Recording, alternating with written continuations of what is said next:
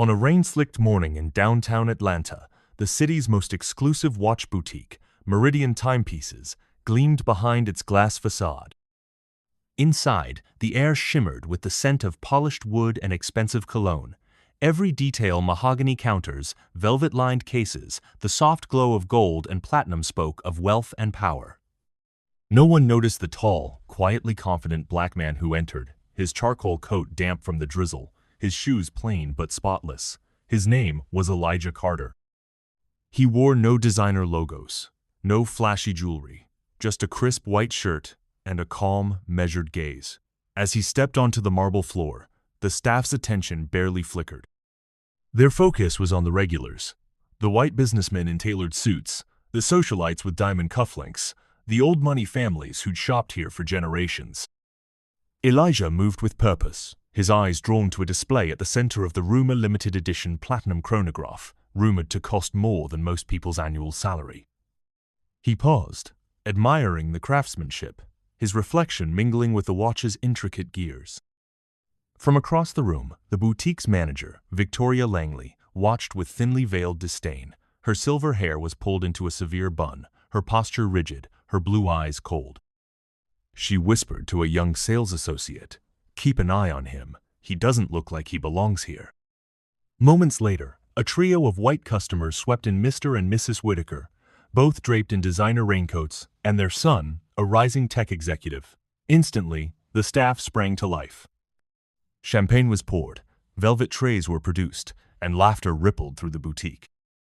Elijah, meanwhile, stood alone by the platinum chronograph, invisible to everyone but the security guard, Marcus, who hovered nearby, uncertain. Victoria approached, her heels clicking sharply. She stopped in front of Elijah, her smile brittle. "Can I help you?" she asked, her tone making it clear she doubted he could afford even the cheapest item in the store. Elijah nodded. "I'd like to see the Meridian Legacy chronograph, please. The one from the Centennial Collection." Victoria's eyes narrowed. "That piece is $120,000. Are you sure you're in the right section? We have some excellent quartz models over there, much more affordable." A hush fell. The Whitakers glanced over, smirking. The staff busied themselves, pretending not to listen, but every ear was tuned to the unfolding scene. Elijah met Victoria's gaze, unflinching. "I know exactly what I'm looking for." Victoria's lips curled. "Store policy requires financial verification for purchases over $50,000. Do you have bank statements or proof of income?" Across the room, Mrs. Whitaker was being shown a $200,000 diamond-encrusted watch. No one asked her for documents. The hypocrisy hung in the air, thick and suffocating. Elijah's voice was steady. "I've never seen anyone else ask for that. Why me?" Victoria's smile grew colder. "We have to be careful, you understand." The security guard, Marcus, shifted uncomfortably. He recognized the humiliation in Elijah's eyes, the same humiliation he'd felt too many times. But his job was on the line. "Sir, I'm going to have to ask you to leave if you can't comply," Victoria said, her voice rising so everyone could hear. "We don't want any trouble." Phones appeared in hands. Some customers pretended to check messages, others openly recorded. The tension was electric. Elijah stood his ground. "I intended to buy not just the Legacy chronograph, but the entire Centennial Collection, over $800,000 in total." A ripple of disbelief swept the room. Mr. Whitaker snorted. "Sure you did." Victoria laughed, a sharp, dismissive sound. "And I'm the Queen of England. Marcus, please escort this gentleman out." Marcus hesitated, torn between duty and conscience. "Sir, please let's not make this harder than it needs to be."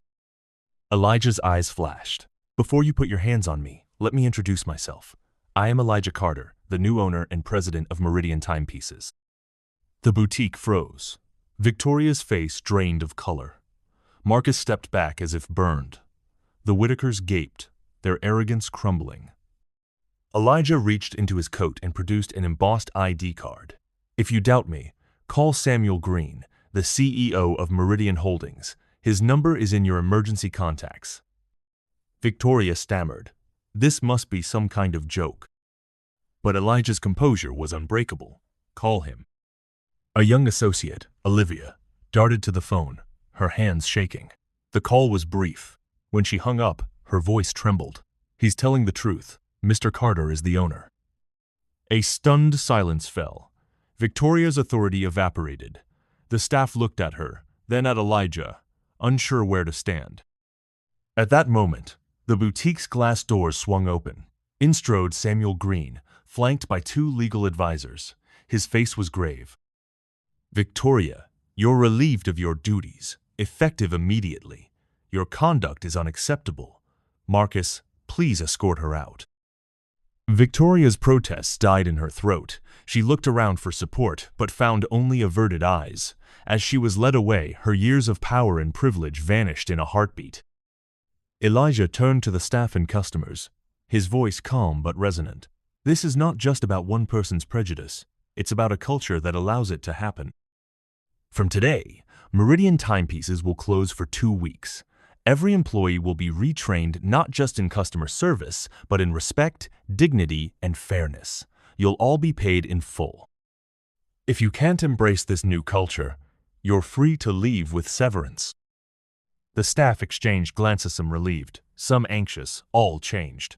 Olivia stepped forward, tears in her eyes. "I'm sorry, Mr. Carter. I should have spoken up. I was afraid." Elijah placed a reassuring hand on her shoulder. "Courage is not the absence of fear, but the decision to do what's right despite it. From now on, there will be a safe channel for reporting injustice. No one will be punished for standing up for what's right." The boutique buzzed with a new energy. Customers who had witnessed the scene applauded, some wiping away tears. The story, captured on dozens of phones, exploded across social media within hours. The hashtag Meridian Moment trended worldwide. News outlets clamored for interviews. Elijah appeared on national television, speaking not just about watches, but about the need for justice and inclusion in every industry. The impact was seismic. Competitors announced new anti-bias initiatives. Customers demanded change. Meridian's transformation became a case study in business schools and a rallying cry for those who had ever felt excluded. 6 months later, Meridian timepieces reopened.